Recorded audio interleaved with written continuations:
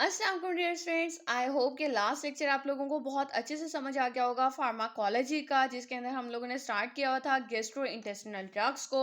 और इसके अंदर हम लोग पढ़ रहे हैं फर्स्ट डिजीज जो कि हमारी पेप्टिक अल्सर है।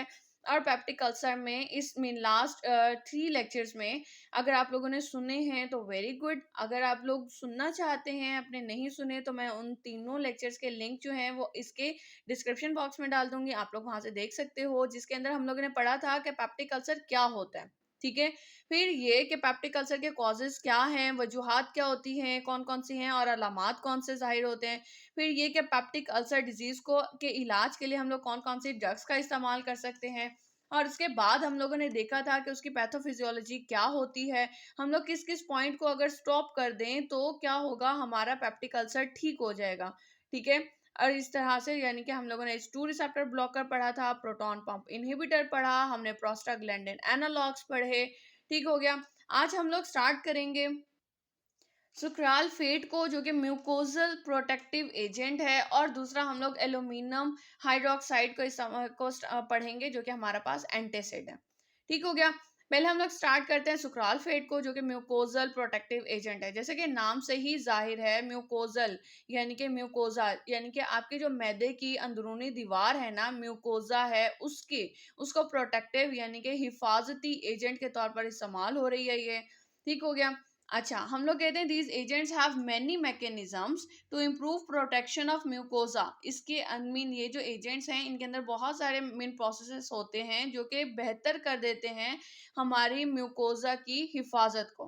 ठीक हो गया। Like they are useful in the mucosa injury, यानी कि अगर तो जो मीन म्यूकोजा है यानी कि जो इंटरनल लाइनिंग है, अगर उसमें जख्म बने हुए हैं तो उसके लिए भी ये हेल्पफुल होते हैं। ठीक है। फिर रिड्यूसिंग इन्फ्लामेशन, यानी कि ये इन्फ्लेमेशन को, सोजिश को कम करते हैं। एंड हीलिंग एग्जिस्टिंग अल्सर, और जो पहले से बना हुआ जख्म है उसको भी ये भर देते हैं। ठीक है, उसका इलाज करते हैं। अच्छा, अगर हम लोग फार्माकोकाइनेटिक्स की बात करें तो आप लोग के तो it can be administered orally, आप लोग ओरली भी ले सकते हो, रेक्टली भी ले सकते हो, और टॉपिकली भी, यानी कि देन आप लोग स्किन के बजरिया जिल्द जो होती है स्किन के ऊपर भी इसको लगा के इस्तेमाल करते हो। और रेक्टली यानी कि जो orifices other than the mouth, आप लोग उस तरह से भी इस्तेमाल कर सकते हो। अच्छा, अगर हम लोग इसको गिवन ओरली, अगर हम लोग ओरली लेते हैं तो it break down in the stomach, तो ये स्टमक के अंदर टूट जाती है और ये एक प्रोटेक्टिव लेयर बना देती है। ठीक हो गया। यानी कि अगर हमारे पास ये मैदा है, ठीक है, तो ये क्या करेगी, ये टूट कर यहाँ पर इंटरनली एक लेयर बना देगी। फिर क्या होगा कि मैदे के अंदर अगर हमारा HCl बनता है तो वो दीवारों पर नहीं लगेगा जहाँ पे हमारा जख्म हुआ हुआ है। ठीक हो गया। ये उन जख्म को के ऊपर मजीद बनने वाला HCl जो है उसको उस जख्म पे नहीं लगने देती। ठीक है, और जख्म जो है वो आहिस्ता आहिस्ता भरना शुरू हो जाता है। वेरी वेल टॉलरेटेड है ये। फिर शॉर्ट हाफ लाइफ ऑफ 1 और, इसकी हाफ लाइफ जो है वो 1 और है। 1 घंटे के बाद इसकी मिकदार जो है बॉडी के अंदर हाफ रह जाती है, बाकी एक्सक्रीट आउट हो जाती है। और excreted almost completely by kidneys, kidneys से ये तकरीबन तकरीबन मुकम्मल तौर पे किडनीज से एक्सक्रीट आउट हो जाती है, यानी कि यूरिन के जरिए। फार्माकोडायनामिक्स की बात करें तो जैसा कि अभी हम लोगों ने पढ़ा कि प्रोटेक्टिव इफेक्ट देती है, तो क्या कह रहे हैं कि it creates a physical barrier in the presence of acid, acid की मौजूदगी में ये बिल्कुल बाढ़ का काम कर रही है। जैसे हम लोग बाग के इर्द गिर्द बाढ़ लगा देते हैं ना, बिल्कुल इसी तरह से ये स्टमक की दीवारों के आगे एक बाढ़ बना लेती है। ठीक है। That protects the ulcer from pepsin and acid, जो कि अल्सर को, जख्म को महफूज करता है या फिर हिफाजत करता है, किससे, पेप्सिन से और एसिड से। हमें पता है पेप्सिन भी एक एंजाइम है जिसकी pH एसिडिक होती है 1 से 2, और HCl भी हमारे पास एसिड है, तो उससे ये बचाता है, allowing the ulcer to heal, और ये इजाजत देता है हमारे जख्म को कि वो भर जाए। It also stimulates prostaglandin release, और इसके साथ साथ ये प्रोस्टाग्लैंडिन के रिलीज को भी बढ़ावा देता है, as well as mucus and bicarbonate production, और इसके साथ साथ म्यूकस की भी प्रोडक्शन होती है और बाइकार्बोनेट्स की भी।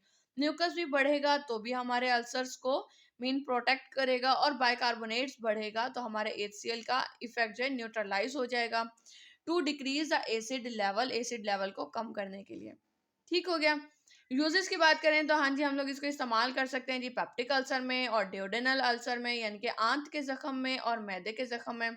एडवर्स इफेक्ट्स की बात कर रहे हैं तो आप लोग कहते हो स्टमक पेन, स्टमक पेन होता है, मैदे में पेन हो सकती है, कॉन्स्टिपेशन हो जाती है, कब्ज, डायरिया हो जाता है, या नोजिया, मतली का आना एंड वॉमिटिंग, उल्टी का आना।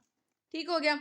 अच्छा जी, एक वैसे ही नोट कि जैसा कि हम लोग जानते हैं कि हमारे जितने भी म्यूकोजल प्रोटेक्टिव एजेंट्स हैं, ये एक म्यूकस मीन ये इस तरह की एक वॉल बनाते हैं म्यूकोजा की प्रोटेक्शन के लिए in the presence of HCl, यानी कि HCl मौजूद होगा तभी ये उसकी मौजूदगी में ये प्रोटेक्टिव लेयर बनाते हैं।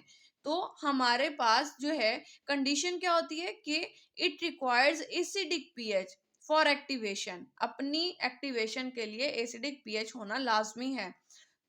तो इसलिए हम क्या करते हैं, sucralfate should not be given with PPI और H2 एंटागोनिस्ट और एंटासिड्स, क्योंकि पीपीआई क्या कर रहा है, वो भी एसिड की सिक्रीशन को कम कर रहा है। H2 एंटागोनिस्ट जो है वो भी एसिड की सिक्रीशन को कम कर रहा है, और जो हमारे एंटासिड्स हैं वो भी एसिड की जो इफेक्ट होता है उसको न्यूट्रलाइज कर देते हैं।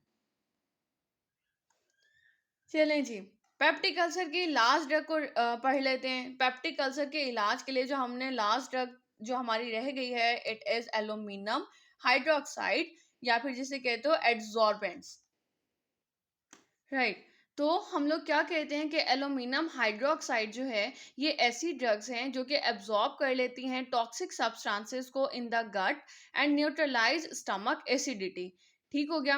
यानी कि ये अपने ऊपर, जैसे कि हम लोगों को पता है कि एड्सॉर्बेंट क्या है, एड्सॉर्बेंट एक ऐसा मटेरियल होता है जो अपनी सतह पर या फिर किसी सब्सटेंस की सतह पर अपनी एक लेयर बना लेता है। ठीक हो गया। तो ये क्या करता है, ये आपके मैदे में जाकर जो गट है ना, इन द गट, उधर टॉक्सिक सब्सटेंसेस के ऊपर एब्जॉर्ब हो जाता है, ऊपर अपनी एक तह बना लेता है। ठीक हो गया। एंड न्यूट्रलाइज स्टमक एसिडिटी, और आपके इस स्टमक की, मैदे की जो एसिडिटी है उसको न्यूट्रलाइज कर देते हैं। ठीक हो गया। अब अगर हम लोग इसके फार्माकोकाइनेटिक्स की बात करते हैं, तो इसकी जो फार्माकोकाइनेटिक्स है, आप लोग कह सकते हो कि this drug is taken orally, orally लिया जा सकता है, और इसके अलावा and is usually taken between meals और एट बेड टाइम, यानी कि आप लोग कब लेते हो, या तो खाने के दरमियान में लेते हो या फिर सोने से पहले लेते हो। It slowly solubilise in the stomach, और ये स्टमक के अंदर आहिस्ता आहिस्ता से हल हो जाती है। ठीक हो गया। और ये एक्सक्रीट कब होती है, एक्सक्रीट होती है थ्रू फीसिस, हमारे वेस्ट प्रोडक्ट्स के जरिए। फार्माकोडायनामिक्स की बात करें तो इसके अंदर मैकेनिज्म ऑफ एक्शन में हम लोग क्या कहते हैं कि ये these agents act by adsorbing intestinal toxins, जितने भी टॉक्सिन्स है ना हमारी आंत में, ठीक है, या जितने माइक्रो ऑर्गेनिजम्स हैं उनके इर्द गिर्द एड्सॉर्बिंग मटेरियल के तौर पे काम करती है। कैसे कि बाय कोटिंग और forming a layer on the intestinal mucosa, forming a layer. ठीक है।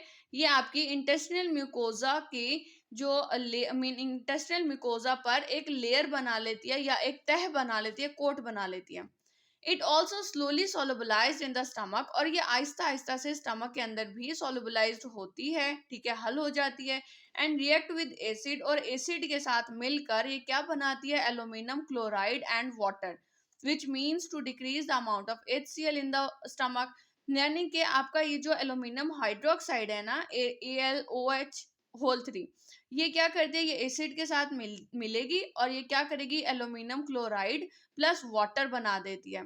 ठीक है। और इसके साथ साथ ये अपनी एक तह बना देती है एड्सॉर्बेंट के तौर पर, मीन्स एड्सॉर्बेंट के तौर पे काम करती है, और एक तह बना देती है आपकी स्टमक की लाइनिंग पर। ठीक है। Coating by drug to protect the mucosa of the stomach, यानी कि एक्ट लाइक एड्सॉर्बेंट। ठीक हो गया।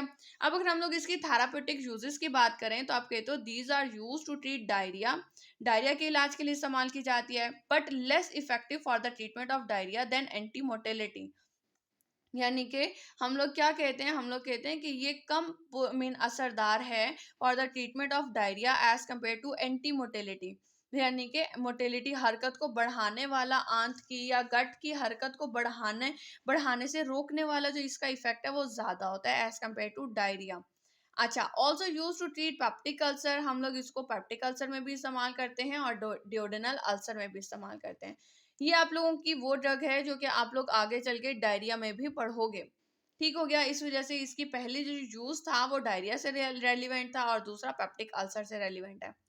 साइड इफेक्ट्स की बात करते हैं तो as they form protective layer around the mucosa they can interfere with the absorption of other drugs. जैसा कि ये क्या करते हैं, म्यूकोजा के इर्द गिर्द अपनी एक तह बना रही है, तो ये क्या करेगी, ये दूसरी ड्रग्स की एब्जॉर्प्शन में भी इंटरफेयर कर सकती है। ठीक हो गया? इसके अलावा ये कॉन्स्टिपेशन करती है, स्टमक पेन करती है और लॉस ऑफ एपेटाइट करती है। ठीक हो गया? यानी कि लॉस ऑफ एपेटाइट, भूख का खत्म हो जाना। राइट, आई होप कि आज का लेक्चर आप लोगों को बहुत अच्छे से समझ आ गया होगा। फिर भी अगर आपको कोई चीज़ नहीं समझ में आई, आप समझना चाहते हैं, कोई क्वेश्चन है, तो आप लोग कमेंट सेक्शन में क्वेश्चन कर सकते हैं। अब तक के लिए इतना ही। Thank you so much. अल्लाह हाफ़िज़।